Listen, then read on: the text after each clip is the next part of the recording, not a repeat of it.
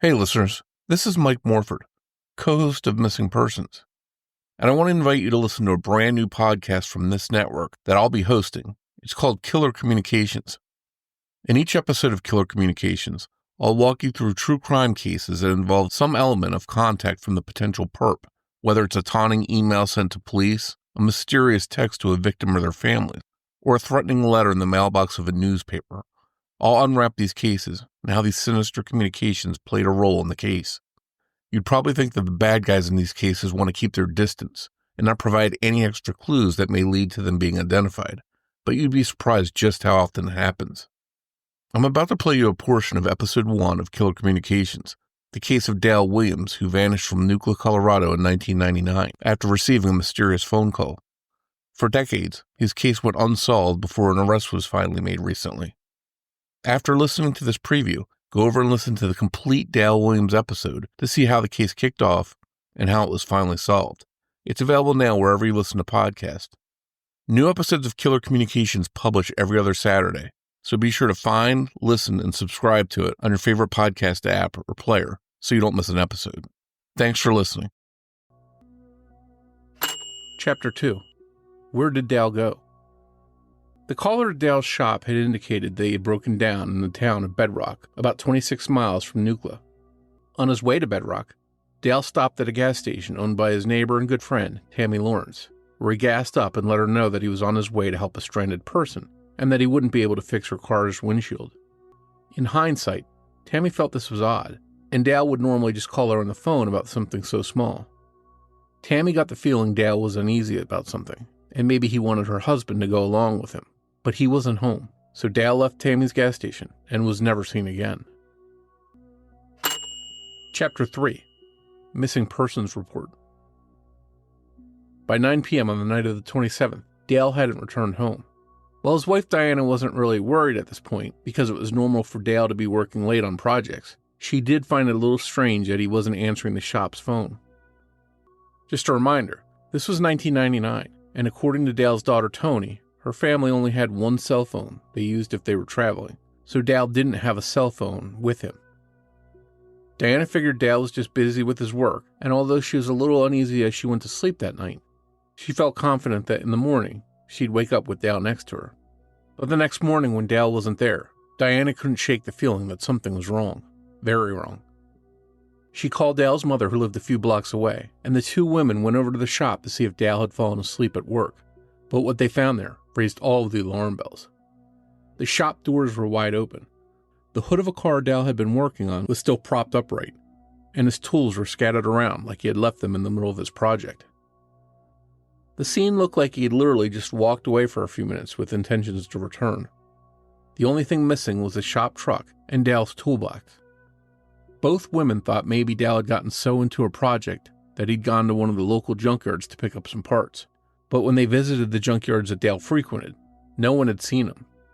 Beginning to panic, and at a loss for what to do next, Diana called the local police to file a missing persons report. O'Fallon Police Department, is this an emergency? Chapter 4. The search begins. Police called in the Colorado Bureau of Investigations, or CBI, and the Montrose County Sheriff's Department to help investigate.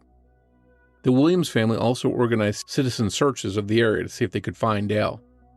According to Dale's brother Dick, over 100 people came out to help search in those first few days. But aside from finding some tools on the side of the highway near the town of Bedrock, searches turned up nothing. Police had a few eyewitness accounts that stated they'd seen Dale's truck on the side of the highway with another vehicle on the afternoon of May 27th, but no one could identify the driver of the other car. There were no surveillance cameras in the Bedrock area, and though police were able to determine that the caller had contacted Dale's shop from a stolen cell phone, they were unable to trace it to a legitimate person. Dale's daughter Toni has strong beliefs that the caller couldn't have been in Bedrock when they made the call, as the town sits in a deep valley between large mountain ranges, and even today, cell phone reception there is incredibly spotty. In 1999, it would have been near impossible to have made a cell phone call from that area. With very little evidence to go on, police speculated that perhaps Dale had interrupted some criminal activity, like a drug exchange, and become the victim of a larger crime. Or perhaps someone had a nefarious purpose for the phone call. But why would anyone want to lure Dale Williams to a secluded location with the intention of harming him? By all accounts, he was a respected and deeply admired member of the community. But there was one person who didn't admire Dale. A man who remains unnamed for reasons of privacy and was a friend of Dale's turned out to be extremely abusive towards his wife and son.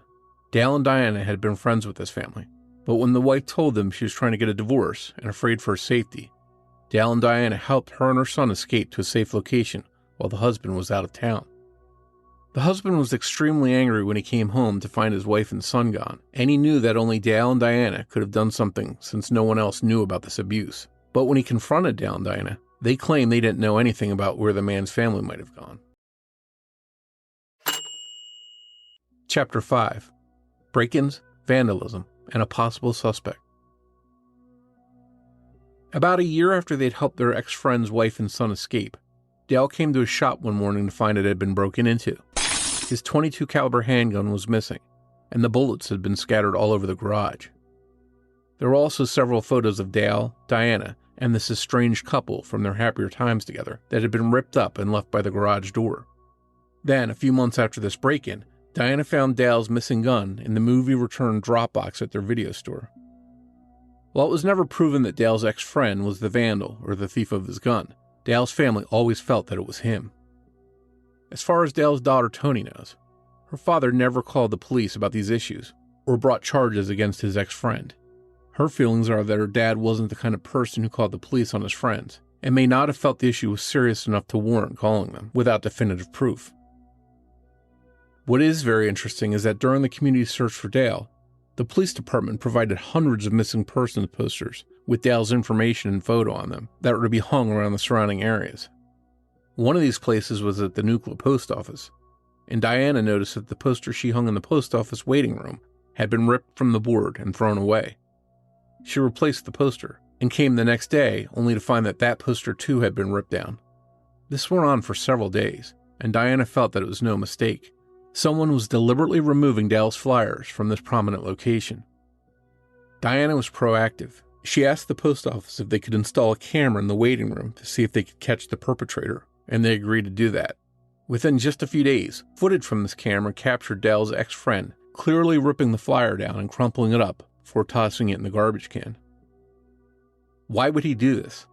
Did he not want Dale to be found? Or was he just an angry man who hadn't let go of his grudge against his ex-friend?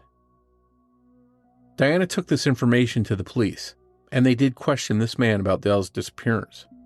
He did seem to be a viable person of interest.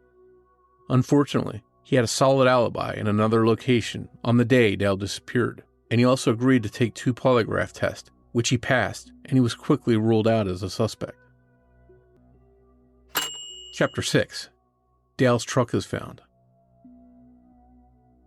Investigators trying to solve Dale's case didn't have much until the weekend of July 4th, 1999. Just outside of Nucla at a swimming hole down a dirt road, a local teenager named Levi was fishing with his brother. Levi's lure got hung up on something out in the water, and he decided to swim out to retrieve it. The lure was caught on the window of a submerged truck. As Levi swam around the vehicle, he wondered if it could belong to Dale Williams, and he was able to pull the dash cover off the truck's upper windshield and bring it to the surface for a better investigation. And sure enough, when he read the words, Williams Auto Body Garage, he knew the truck was Dale's. Levi immediately contacted the police and the Williams family, and a team was sent to the swimming hole to investigate this first piece of evidence. The truck was in 10 feet of water and stuck in about 3 feet of soft silt, so it required a huge backhoe to remove it from the water. This did quite a bit of damage to the vehicle, and Toni would later say that because the windows of the truck were open, some items from the truck's interior escaped downstream, and investigators never bothered to retrieve those things. Whether or not this would have been useful evidence will never be known. Dale's body was not in the truck, so he remained missing. At first, police wondered if perhaps Dale had gone off the road and into the water as a result of an accident, but when they searched the area, it became clear that it was no accident, that the truck was placed into that body of water on purpose. Police were able to determine that the truck had been running when it went into the water, and that it had gone in at a very low rate of speed. It was believed that the truck was literally walked into the lake by someone walking beside it and steering it into the water via the open window. In later interviews, Tony would explain that the swimming hole was not well known to anyone outside of the local community, and it wasn't visible from the road. So if someone had stolen her father's truck, they would have had to know the area to know that the swimming hole was there. One thing notably missing from the truck was the large toolbox Dale had in the back bed. It had been removed, and due to the water, it made taking fingerprints or doing other preliminary forensics extremely difficult. The investigation once again stalled.